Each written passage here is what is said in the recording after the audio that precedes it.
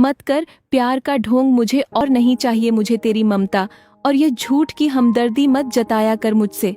अगर सच में तेरे दिल में इतनी ममता थी मेरे लिए तो क्यों कि तूने दूसरी शादी चाचा के साथ मेरे पिता के मरने के बाद।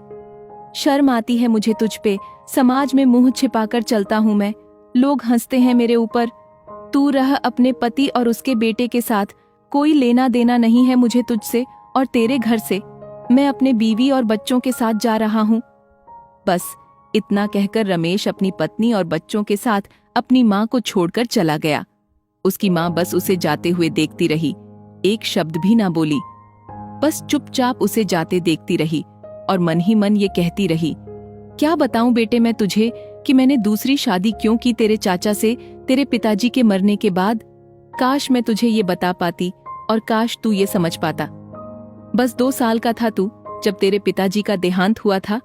वो तो चले गए इस दुनिया से और अपने पीछे तुझे छोड़ गए मेरी हाथों में। न जमीन, न कोई जायदाद, न धन दौलत, कुछ भी तो नहीं था। हाँ, बस था तो एक कच्ची मिट्टी का ये घर जिसकी छतें बारिश में टपकती थीं।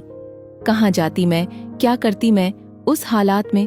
कोई तो अपना नहीं था मेरा, बस तू ही तो था जिसे मैं अपना कह सकती थी। मेरे माँ बाप तो बचपन में ही गुजर गए थे। भाइयों ने जैसे तैसे मेरी शादी कर दी। शादी करने के बाद एक बार भी वो नहीं आए मेरा हाल पूछने कि मैं कैसी हूँ। काश कि मैं तुझे बता पाती, जिस समाज की तू बात कर रहा है, जिस समाज से तू मुंह छुपा के गुजरता है, जिस समाज के सामने तेरा सर शर्म से झुक जाता है, उसी समाज के लोग उस वक्त मेरे घर पे बात जैसी नजर रखा करते थे। मुझे देखने वाली हर मर्द की नजर में हवस हुआ करती थी। काश मैं तुझे बता पाती बेटे, जिस वक्त तेरे पिता का देहांत हुआ था उस वक्त मेरी उम्र बस 17 साल की थी। 15 साल की उम्र में मेरी शादी हो गई थी। 2 साल बाद तेरे पिता चल बसे। काश मैं तुझे बता पाती कि जवानी में विधवा होना और पति का साया सर से उठ जाने के बाद जिस समाज की तू बात कर रहा है, उस समाज के मर्दों की निगाह में उस औरत के प्रति कितनी हवस भर जाती है।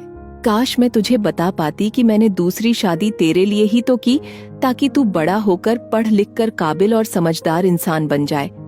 काश मैं तुझे बता पाती बेटे, किस हालात से मैं गुजरी हूँ। काश मैं तुझे बता पाती उस वक्त जब तू दूध के लिए भूख से तड़प रहा था और घर में एक अन्न का दाना नहीं था। काश मैंने तेरे अच्छे भविष्य के बारे में नहीं सोचा होता, तुझे काबिल और समझदार इंसान बनाने के बारे में नहीं सोचा होता, तो आज इस कदर तू मुझसे ये सवाल ना पूछता। आज ये सवाल तू इसलिए पूछ रहा है क्योंकि तू ये सवाल पूछने के काबिल जो हो गया है। काश ये सवाल तुमने उस वक्त पूछा होता जब बस 2 साल का था, जब भूख लगने पर दूध के लिए रोता था। काश उस वक्त तूने यह सवाल पूछा होता जब तू काबिल नहीं था।